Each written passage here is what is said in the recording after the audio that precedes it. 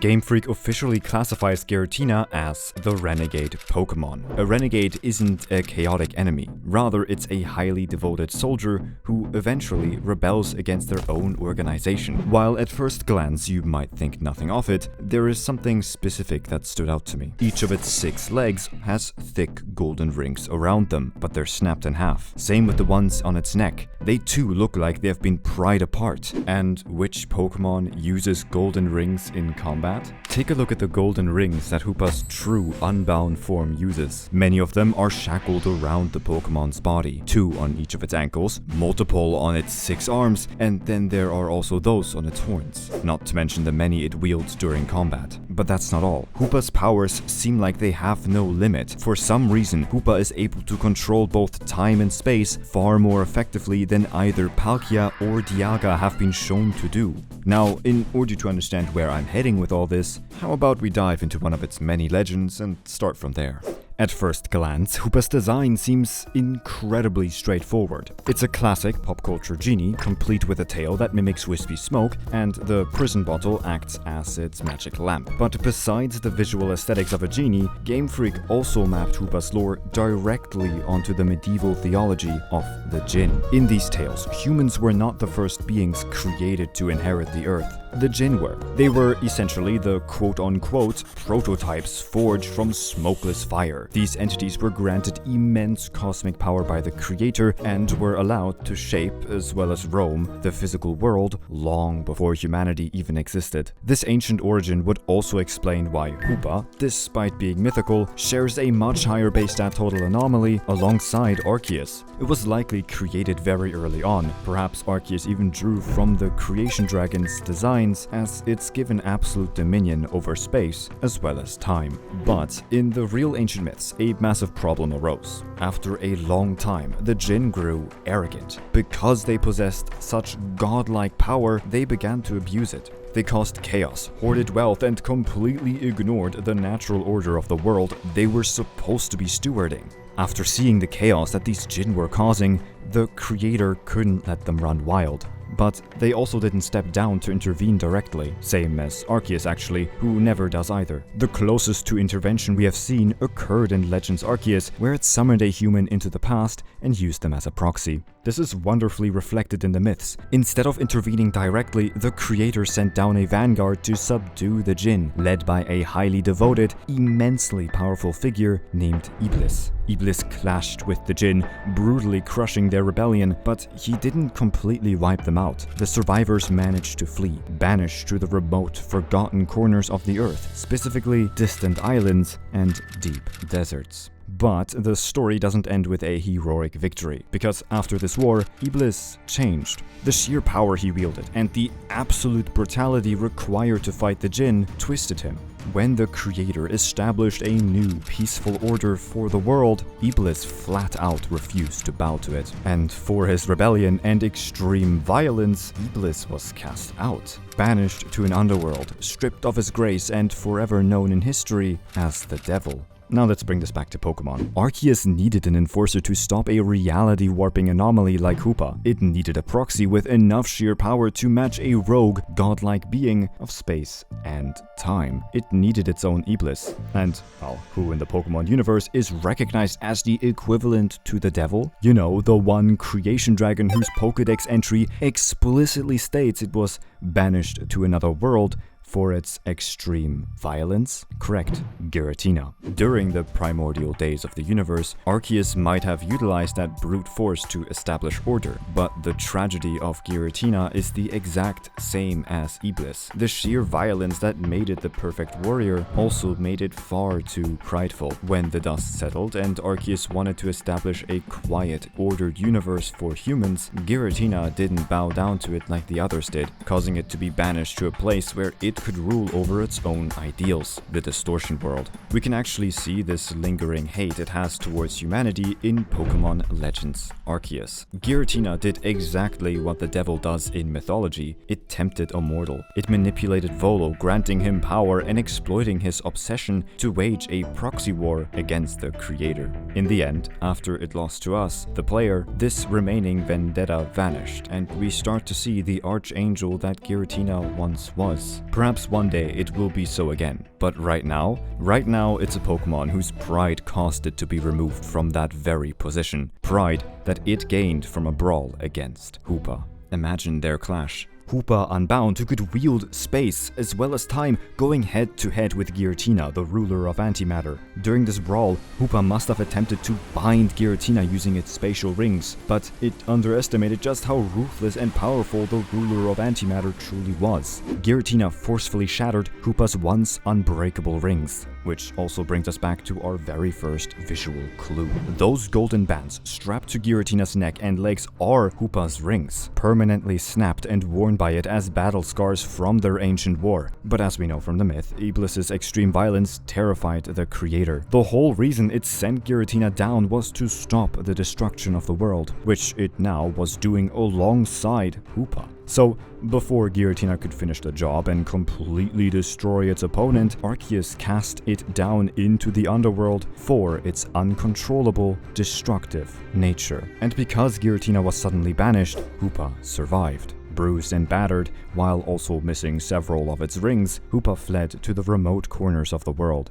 Before we move on here, I'd like to quickly say thank you. Thank you to all of you for helping us reach over 75,000 subscribers in about a year, which is a goal I never thought is reachable. Then again, I did set another goal for myself this year of reaching 100,000 subscribers, but to be honest, I did set that as I'm never going to reach this, but it will help me put in the effort. However, now that I've reached this point, it kind of feels achievable. So, you know, if you'd like to help, then please do consider subscribing. Enough blabbing on my side though, let's get back to the video. But where exactly did it go? And most importantly, why do we see its bound form within Legend ZA? Well, perhaps we can glean some info from a rather interesting source. Within the Hoenn Pokédex, we can read about the legends of its avarice and how it once carried off an entire castle to gain the treasure hidden within. And that's just the thing. This dex entry is only given to us within the local Hoenn Pokédex. The national, as well as the Colossian one, do not contain this rather vital piece of information, which does make sense considering that Hoenn has a ton of old stories that are passed down within local tribes and clans. But it also means that this legend was remembered by those who lived in the Hoenn region, not in Kalos, where it technically was first shown to us. But does that mean Kalos knows nothing about Hoopa at all? Well, not exactly, because tucked away inside the Parfum Palace, there is a researcher who gets very excited if you happen to walk in with Hoopa in your party. This guy has dedicated himself to studying supernatural events from the last 100 years, and his big discovery? A shocking number of them lead back to one single troublemaker, Hoopa. For one, those 3 rings Hoopa carries around are far more than just accessories. Hoopa can use them to move objects around however it pleases, and at full power, they can stretch to be miles wide. Wide enough, he says, to transport entire islands. Suddenly, that Hoenn legend about Hoopa carrying off a whole castle doesn't sound like some exaggerated folktale anymore. It sounds like an eyewitness account. And where does all this stolen treasure go? Along with, you know, the island? Well, according to the researcher, Hoopa hoards everything inside a secret lair, piled high with gold and silver snatched from ancient kings and wealthy land barons. A lair that rumor places in an oasis, somewhere in the desert. Now, quick geography check. Kalos doesn't really have a desert like that. Sure, there is a small one, but that's really more of a mountain than a desert. But you know which region famously does? Yeah, the same one that still tells stories about Hoopa to this day, Hoenn. The researcher has one more tale to share though, and it's a bit strange. At some point within the last century, an organization tried to harness Hoopa's powers for their own gain, and in return, their belongings started to vanish one by one. Weapons, vehicles, money, all of it gone. The members got so terrified, they barricaded themselves inside of their headquarters, and the moment they did, the disappearances stopped. Relieved, they finally stepped back outside, only to find their entire headquarters having been relocated to the middle of a desert. The organization disbanded on the spot. Now, we know all these occurrences happened a very long time ago. Why? Well, within the Parfum Palace actually lies a painting of AZ's younger brother's descendant, the one who bore the responsibility of preserving the knowledge that AZ left behind once he went on his millennial journey. We'll come back to the point about AZ's relatives in just a minute, as their past actions are a surprise tool that will later on help bring this theory to a close. For now though, let's take a look at the list we've been making here. We have the Dex entry hinting us towards Hoenn, we know it has the power to relocate whole islands, and most importantly, Hoopa has an innate connection to the desert. While this might seem like a nothing burger at first, once you combine it with both physical evidence found in the games, as well as the second part of the Djinn myth I have yet to tell you about, we get a much clearer picture. Centuries after Iblis crushed their rebellion, humanity inherited the earth. To protect them, the Creator granted an ancient human ruler, King Solomon, the power to subdue the remaining Djinn. Solomon was the one who famously bound their power inside these brass vessels, banishing them away to desolate places where no one could set them free. And knowing this, what is the one in-game item synonymous to these brass vessels that is also connected to Hoopa? The prison bottle. Giratina never finished the job. It just battered Hoopa and shattered its rings before being cast into the distortion world. In the end, it was humanity that had to clean up the mess. As shown in the anime, a man used the power of 3 of Arceus' plates to forge the prison bottle. This allowed them to bind Hoopa's true form, but they also needed a place to hide it. You can't just bury a god of dimensions in the dirt though, you would need to lock it somewhere away where it's disconnected from physical space. Take a look at Route 111, the desert of the Hoenn region. Found on this route are Pokémon known as Baltoy. According to their Pokédex entries, they had once been a part of murals adorning the walls of a city in an ancient age. More interestingly though is its evolution, which was actually said to have been a doll brought to life. When we put these two beside, yes, you guessed it, Hoopa, we can see a very suspicious resemblance. Hoopa's whole shtick revolves around rings, which are prominently found on both of these Pokemon's bodies. On top of that, Claydoll's floating hands mirror that of Hoopa Unbound. Now, keep in mind, these clay figures were created around 20,000-ish years ago, likely being described to the artist that made them in the first place by second-hand accounts. So perhaps these figures that eventually did come to life were originally placed here to warn others of not coming near the place where Hoopa was sealed. And where was it sealed? Well, on Route 111 you can find another thing. Right in the middle of it lies the Mirage Tower. This strange structure consistently flickers in and out of existence. When you go inside of it, the building is extremely unstable, crumbling away so quickly that you need a Mach bike to prevent yourself from falling through the floor. Which is cool and all, but the one thing that's unique to Mirage Tower is the fact that it permanently disappears if the items within are removed. And you know what a backpacker in Unova of all places tells us? He says the Mirage Tower in a desert of the Hoenn region has disappeared.